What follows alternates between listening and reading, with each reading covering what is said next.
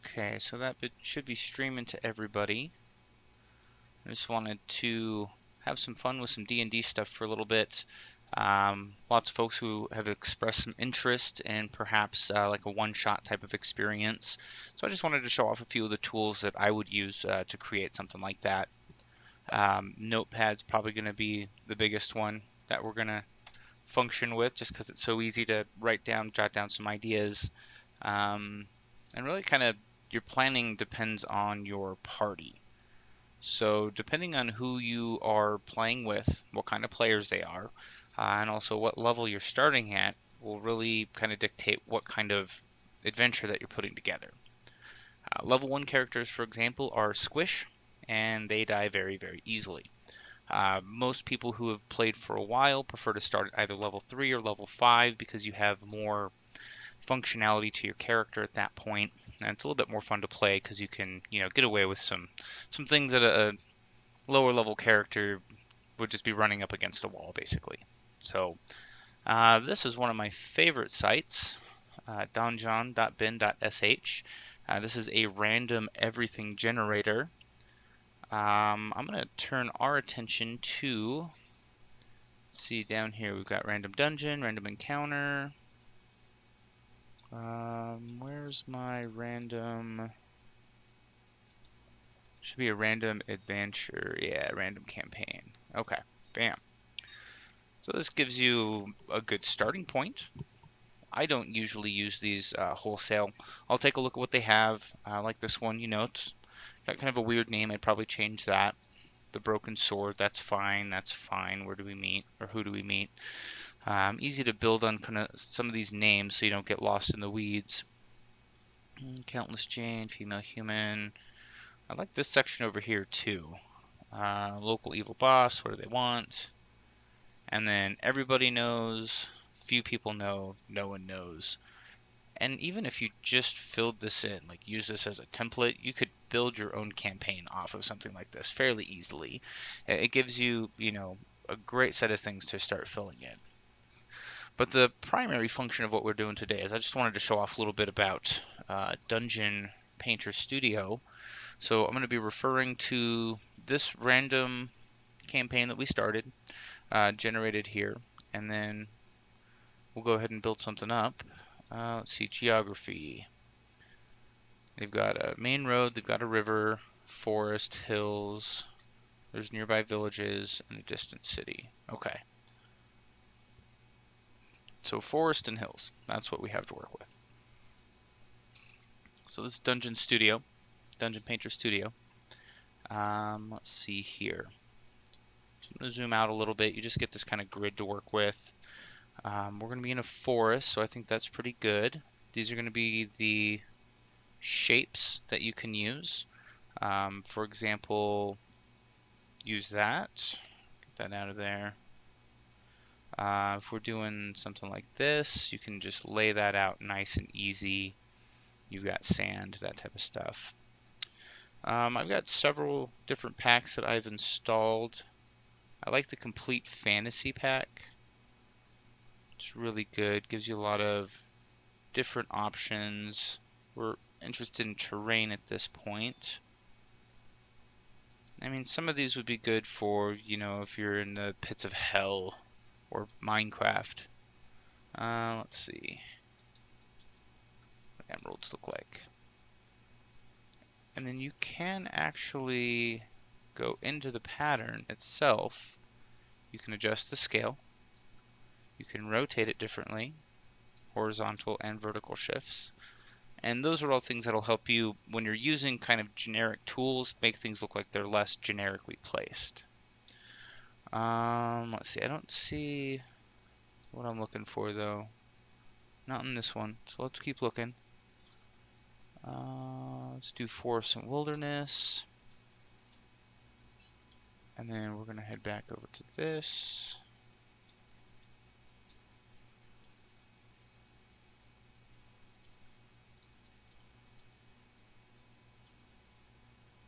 And I'm not sure what it's doing here. Looks pretty much the same as the other one. So let's keep on keeping on. This one's pretty good. Corn, really? Interesting. So if you wanted to lay out some cornfields, that makes it nice and easy. And honestly, I've got so many options that I haven't even gone through them all. Let's see what their forest looks like. Alright, that's pretty good. Well, let's see if they have dirt. Yep. So I'm going to start with a base of dirt. I'm going to lay out the world map for this so that they would have an idea of where point A, point B, point C are. We need to have a river. So I like to do the line tool for that. And we're going to go with a nice blue. Let's go with a nice thick line too. We're just going to run it north to south. So maybe it does one of these. Rivers tend to get bends in them over time, and they'll kind of wind and snake around. So keeping something like that in mind is not a bad idea. How do I end it? There we go. So that's going to be the main river. What was that called? It was under geography, wasn't it? Local river. The Witchfen River, warded by elementals. So if it's warded by elementals, that means that the town, well, it needs to be close, but it's probably not going to be super close. As far as hills and forests, let's see. We're going to go back to this. Let's go ahead and pull up some of those trees for the forest. And I'm going to do something a little bit more rounded. So I want this to come around kind of like so. It's going to follow the river fairly closely.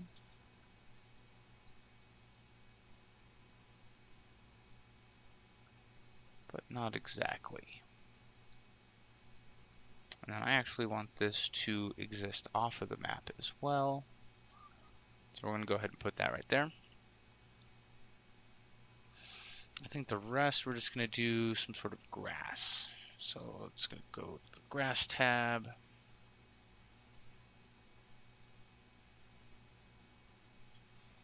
And just kind of looking through some of the ones they have. Keeping with the theme of the map is important too. Well, I like something like this. So I'm going to use the same kind of polygon tool, and then this side of it's just going to be a nice little grassland. Again, following the river fairly close, but not exactly. And you'll see that this shape tool is pretty powerful. But really what you're doing is trying to get it to function the way you want to. Okay. So we've got a river, we've got a forest, we've got some plains, we've got a good start going on here. Now it's also supposed to have a main road, which is called the Tower Road. So I imagine there's probably going to be a tower on it. And I think that road should kind of go across. It's going to cross the river. Let's see if they have anything for road. No, that's fine though. Ooh, what roofs do they have? Nice. Alright, they've got some decent rocks. I don't usually worry about that type of stuff on a map of this level. Let's see. Rock walls. Taking note of that for later. Sci-fi stuff, so it's not just limited to fantasy. Not sure what we're going to get with skin, if anything. Slime?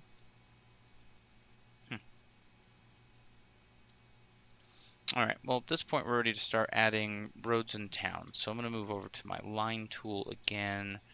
Let's do our road in... Everything else is so green and we got blue. Let's do maybe brownish yellow, I'm thinking. Like that.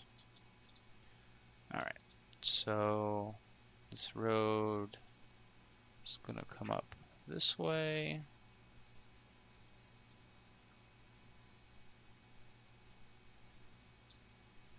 And it's also going to go through the forest.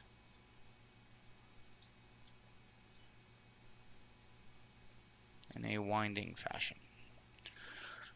Alright, so now we need a bridge. Let's see if we can find one. So I'm now moving into my objects. This is pretty fun because I can, like for example, if I wanted to paint anchors, I can just paint them.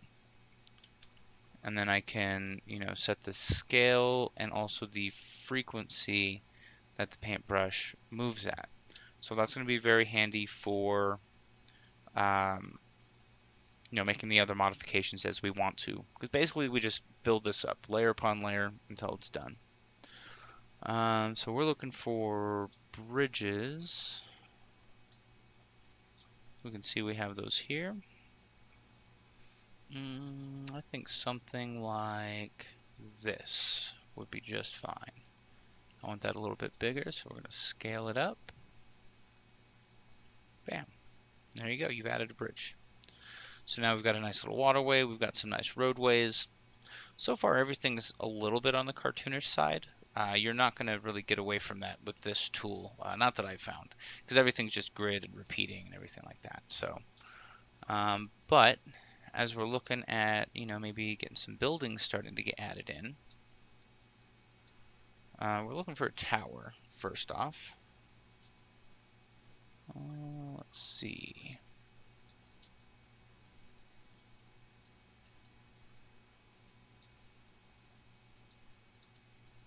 I like the fact that they've given us a lot of different roofs. So what I'm going to do is I'm going to start with a couple of shacks. We want these to be pretty small. And now we're trying to think, how would you build a town in this scenario? So you've probably got a center. Let's see. That one's got background to it.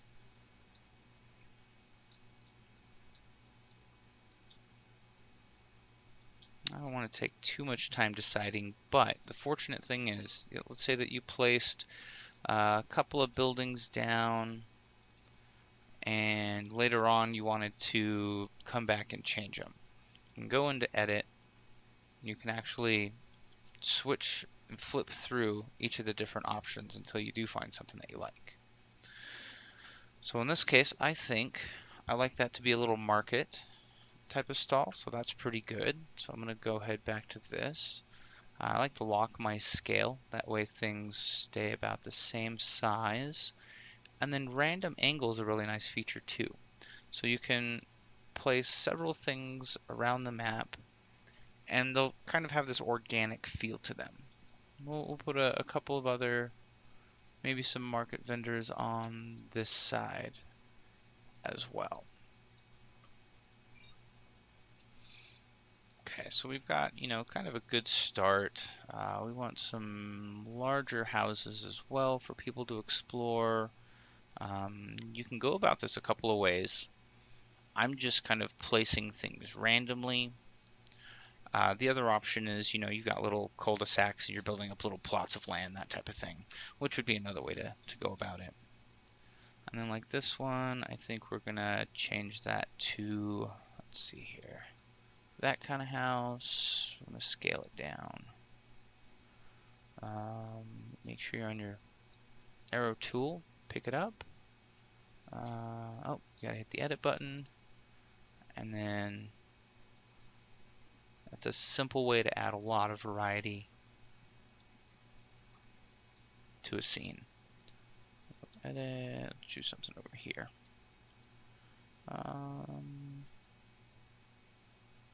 Do that one. No, that one just doesn't feel right. Let's see. Yeah, that was not too bad. That was pretty good too. And we'll leave the other ones as they are. So this is us starting to build up into a town.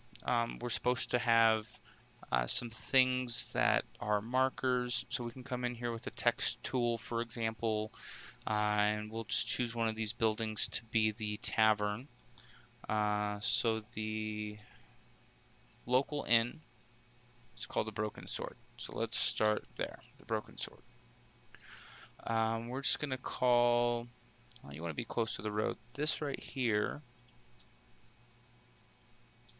let's see, enter text, the Broken Sword. Well, we can size that up.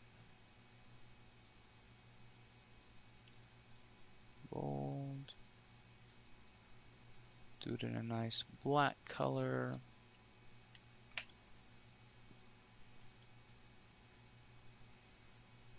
Brush anchor, I'm not sure why we're doing that. Let's see here, so we got our text. So here, we'll go ahead and edit the text. Let's see if this works this time.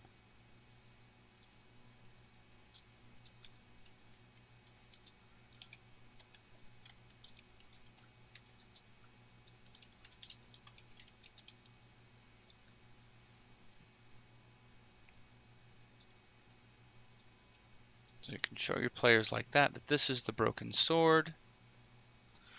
Now let's say that you are at the stage where you're building this up.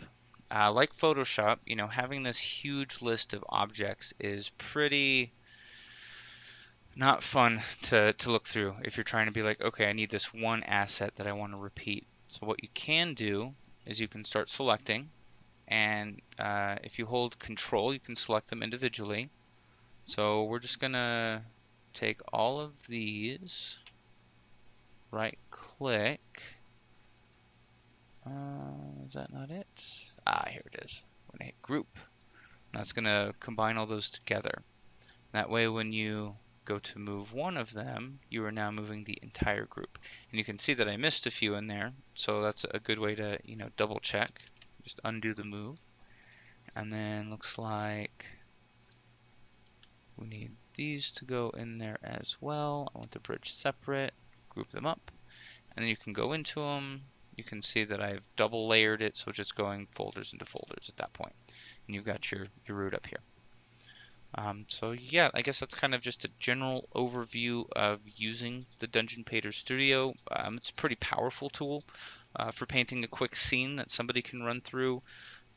Definitely keeping scaling in mind can be a challenge, because, you know, if the inn is this size, then, I mean, that makes this like, what, a stream, basically, as opposed to a river.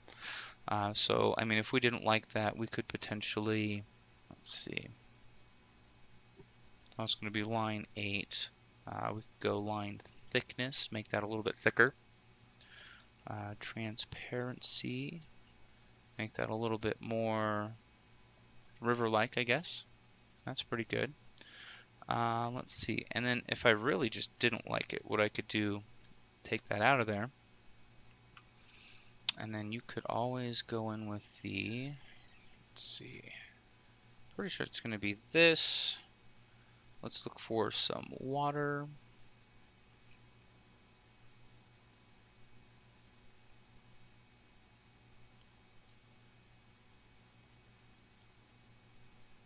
Okay, and then you choose like a water, the type that you like.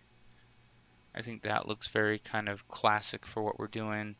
So you could come back in here and draw this by hand, or you could draw it all by hand at the beginning if you so chose. And then you can build it out that way. And of course, same thing, you want to make sure you get all those, you know, grouped together type of thing.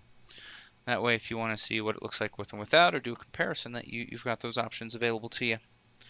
But we're going to go ahead and end the stream here. We're just doing a bit of a test. Hopefully this recorded and came through, and I can share this with everybody who's got an interest in playing some D&D. Alright, so let's see if I can transition out. Alright, there we go.